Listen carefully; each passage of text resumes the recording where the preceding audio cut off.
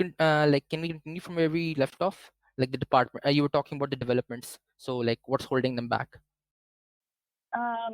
Yeah, I just kind of discombobulated. I was walking around with my Mm-hmm. reception, but then I ended up with all, like full reception, and I still couldn't get through the call. So now I'm on foot. So let me just get somewhere.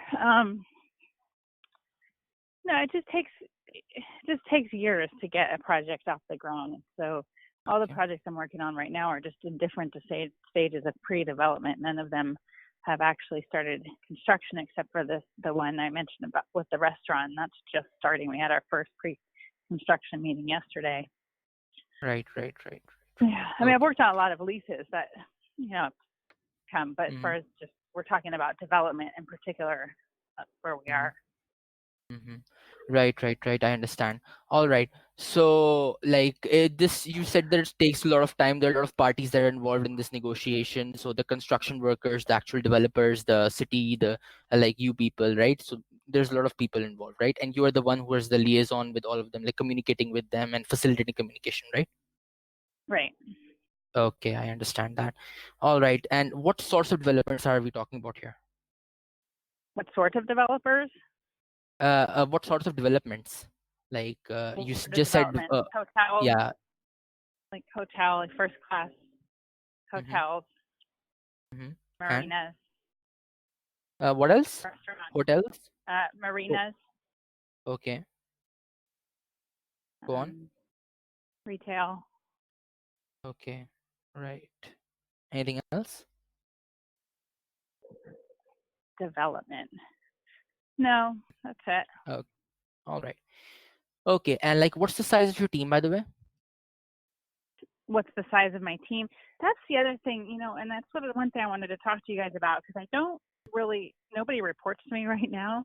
Mm-hmm. I've had jobs in the past where I've had a team that's reported to me, and I know that I think this job requires that too. So I'm not really sure how to highlight um, my experience to make that requirement work.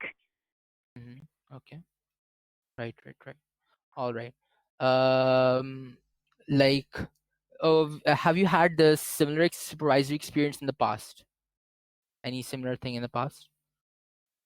Well, okay, so the thing that's been similar, my most recent two jobs with the port and with Colliers, my Mm-hmm. management is more of a project management role of contractors, not in direct supervisory over employees. So that's been my most recent experience going back about 10 years now, is just Right. managing those people and those contracts. It's more managing contracts than it is like a direct supervisor Mm-hmm. reporting role. But prior to that, it was with the Avalon Communities, where I had a large team of leasing and maintenance staff that we managed luxury apartments, and so that was probably Right. the Right. biggest team with maybe 15. Mm-hmm. Okay, I see. So, like, we'll talk about that later, like before, like the Okay. experience before. So, Mm-hmm. okay, we talked about that.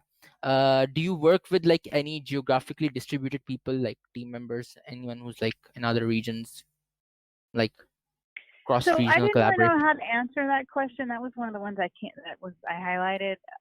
So the Okay. only thing is there's tenants. We have national tenants, and my contacts there, those I'm managing them, so to speak, and they're all over the country. There, a lot of the corporate offices are not located here. It's just Mm-hmm. national though. There's nothing global. Right, right, So right. Yeah. in that sense, yes. But but that's all based on the relationship with the tenants, just the tenants that I manage. If Right, that's right, what you right. mean, they're all over Right, right, the right. country. And Yeah. the tenants that you manage, Hmm. like these are the development projects that have already been completed, right? The tenants from those things that have already gotten the leases and completed the development projects, right? Right. Right, right, right. And these are the people who like they own like similar sorts of developments, like hotels, marianas, retail shops, stuff like that, right? Yes. Restaurants. Yeah. Restaurants. Okay, I understand. All right, And also and open space. I think that's important because one of these jobs, mhm, for example, the city is a tenant of the port.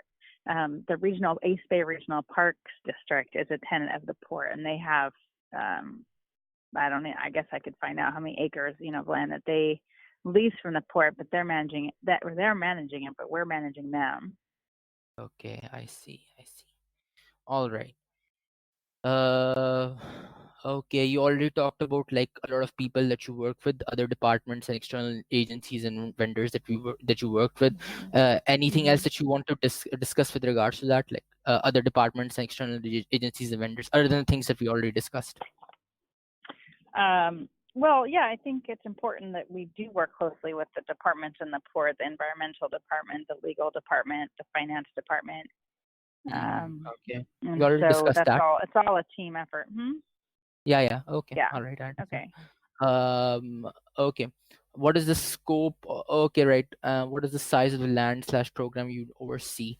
All right. So this, the tenants that you have, like, could you give Mm-hmm. me a number, like how many tenants you like oversee, or like how many developments you currently oversee, or like how large is this whole square footage of this area that you oversee? Anything like that? Any figures like Well, that? I think that's on there. 875 acres of commercial land. The marina, I didn't put that down on my resume. There's 500 marina slips. Right, right, right. I don't know if I 500. need to slips. Right, I right, don't. I can change that into acres. right, But right, like, if right, you have specific questions like that, maybe you could give those to me, and I can look at it on Monday and get exact numbers. Because right. one of the questions was about the revenue, the size of the amount of money like these leases are worth, or something like that. I'd have to look that up too. How much annual revenue of these contracts? I have to look at that. What's the monetary value of the contracts? Right, right, right. Okay. You don't have that yet, but you are going to look at it later. Okay, I understand. I can, if you email it to me, like if you have those kind of questions, I can look it up tomorrow. Right. Okay, I see. Okay. Other than this, let me see. Uh, uh any software tools? Okay, let's skip the software tools question. Um, okay. Were there any complications with respect to lease enforcement, such as like changes in event dates, or development teams resisting compliance, something like that?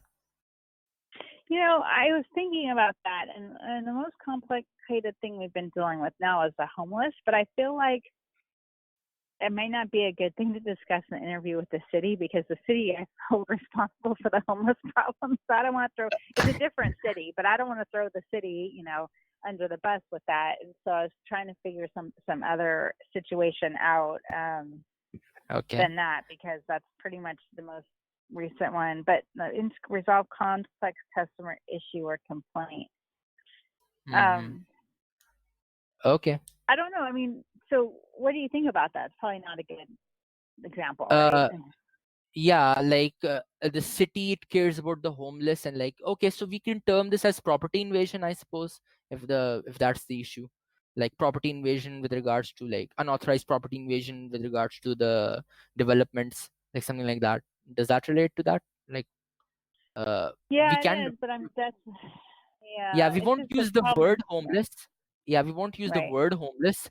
We can like switch that up a bit. We can say uh, unauthorized property access, higher, like whatever they were doing, because whatever problems that we're creating, we can address those issues, but not the homeless people who are creating them. So like, you help Yeah, resolve I this don't challenge, know. right? So right. Yeah, Oh, I'm trying to think of another one that has an easier answer, because that one, it really is still in the development stages of fixing. I know how we addressed it, so that basically we weren't responsible. That we don't.